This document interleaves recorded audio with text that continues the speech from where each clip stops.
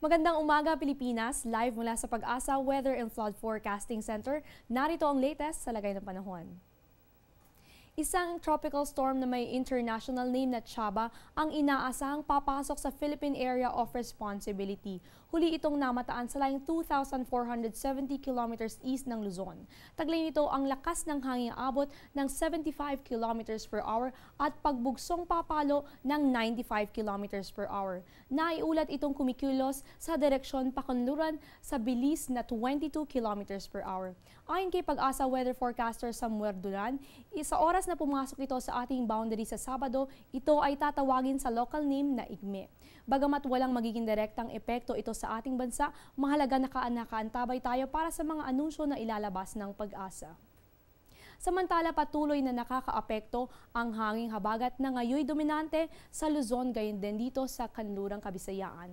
Dala nito ang maulap na kalangitan na may mahina hanggang katamtamang pag-ulan at pagkidlat-pagulog dito sa atin sa Metro Manila, nalalabing bahagi ng Luzon, pababa dito sa Visayas. Same weather condition dito sa Zamboanga Peninsula, gayon din dito sa Northern Mindanao. Para sa nalalabing bahagi ng Mindanao, bahagyang maulap na kalangitan na may pulupulong pag-ulan o pagkidlat-pagkulog na ramang ang panahong iiral. Sa puntong ito, alamin natin ang epekto ng hanging habagat sa agwat ng temperatura sa iba't ibang bahagi ng bansa.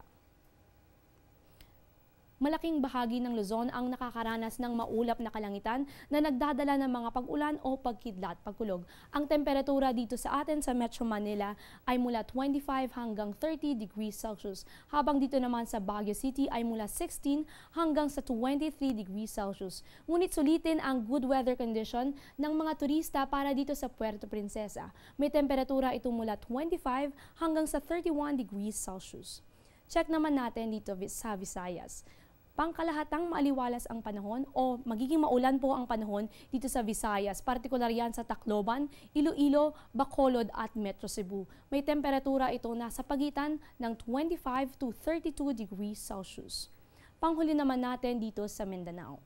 Generally, fair weather condition dito sa Cagayan de Oro at Metro Davao. Ang temperatura ay nasa pagitan ng 24 to 33 degrees Celsius, habang i-ready po ang payong dahil magiging maulan ng panahon dito sa Zamboanga City na may temperatura mula 24 hanggang sa 32 degrees Celsius.